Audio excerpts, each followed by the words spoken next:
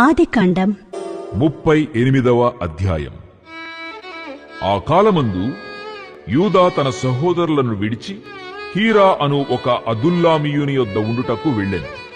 అక్కడ షూయా అను ఒక కనానీయుని కుమార్తెను యూదా చూచి ఆమెను తీసుకొని ఆమెతో పోయెను. ఆమె గర్భవతి అయి కుమారుని కనగా అతడు వానికి ఏరు అను పేరు పెట్టెను. ఆమె మరలా గర్భవతి అయి కుమారుని కని వానికి ఓనాను అను పేరు పెట్టెను.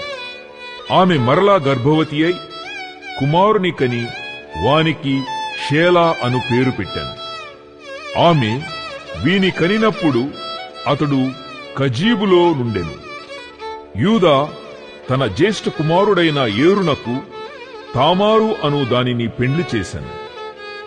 యూదా జ్యేష్ఠ కుమారుడైన ఏరు యెహోవా దృష్టికి చెడ్డవాడు గనుక యెహోవా అతని చంపెను. అప్పుడు యూదా ఓనానుతో, నీ అన్న భార్య యొద్దకు వెళ్లి మరిది ధర్మము జరిగించి నీ అన్నకు సంతానము కలుగజేయుమని చెప్పెను. ఓనాను ఆ సంతానము తనది కానేరదని ఎరిగి ఆమెతో పోయినప్పుడు తన అన్నకు సంతానము కలుగజేయకుండునట్లు తన రేతస్సును నేలను విడిచెను. అతడు చేసినది యెహోవా దృష్టికి చెడ్డది గనుక ఆయన అతని కూడా చంపెను. అప్పుడు యూదా ఇతడు కూడా ఇతని అన్నల వలె చనిపోవునేమో అనుకుని, నా కుమారుడైన షేలా పెద్దవాడగు వరకు నీ తండ్రి ఇంట విధవరాలుగా ఉండుమని తన కోడలైన తామారుతో చెప్పెను. కాబట్టి తామారు వెళ్లి తన తండ్రి ఇంట నివసించెను. చాలా దినములైన తరువాత షూయా కుమార్తె అయిన యూదా భార్య చనిపోయెను. తరువాత యూదా దుఃఖ నివారణ పొంది అదుల్లామీయుడైన హీరా అను తన స్నేహితునితో తిమ్నాతునకు తన గొర్రెల బొచ్చు కత్తిరించు వారి యొద్దకు వెళ్ళెను.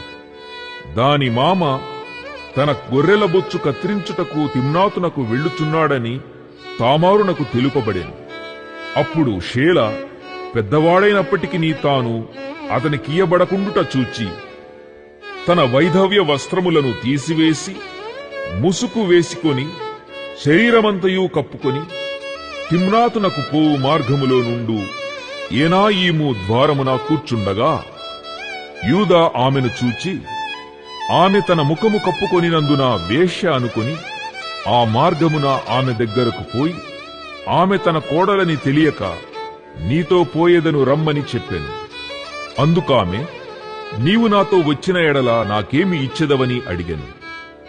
అందుకతడు, నేను మందలో నుండి మేకపిల్లను పంపెదనని చెప్పినప్పుడు ఆమె, అది పంపు వరకు ఏమైనా కుదువ పెట్టిన ఎడలా సరే అని చెప్పెను.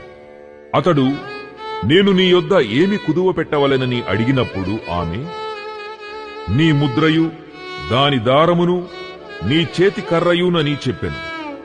అతడు వాటిని ఆమెకిచ్చి ఆమెతో పోయెను. ఆమె అతని వలన గర్భవతి ఆయెను. అప్పుడామె లేచిపోయి తన ముసుగు తీసివేసి తన వైధవ్య వస్త్రములను వేసికొనెను. తరువాత యూదా ఆ స్త్రీ యొద్ద నుండి ఆ కుదువను పుచ్చుకొనుటకు తన స్నేహితుడగు అదుల్లామీయుని చేత మేకపిల్లను పంపినప్పుడు ఆమె అతనికి కనబడలేదు. కాబట్టి అతడు మార్గమందు ఏనాయిమునొద్ద నుండి ఆ వేశ్య ఎక్కడనున్నదని ఆ చోటి మనుష్యులను అడుగగా వారు, ఇక్కడ వేశ్య ఎవతేయూ లేదని చెప్పింది. కాబట్టి అతడు యూదా యొద్దకు తిరిగి వెళ్లి, ఆమె నాకు కనబడలేదు, మరియు ఆ చోటి మనుష్యులు ఇక్కడికి వేశ్య ఎవతయూ రాలేదని చెప్పిరని అనినప్పుడు, యూదా మనలను అపహాస్యము చేసిదరేమో, ఆమె వాటిని ఉంచుకొననిమ్ము. ఇదిగో, నేను ఈ మేకపిల్లను పంపితిని, ఆమె నీకు కనబడలేదు అనెను.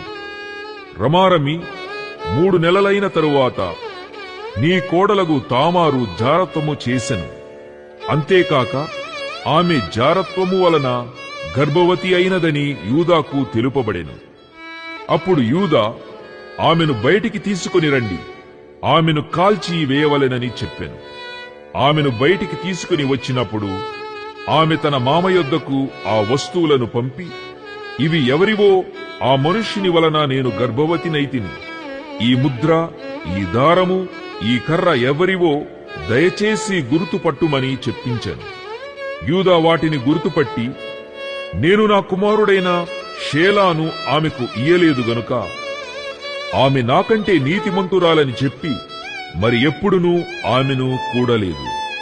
ఆమె ప్రసవకాలమందు కవలవారు ఆమె గర్భమందుండిరి.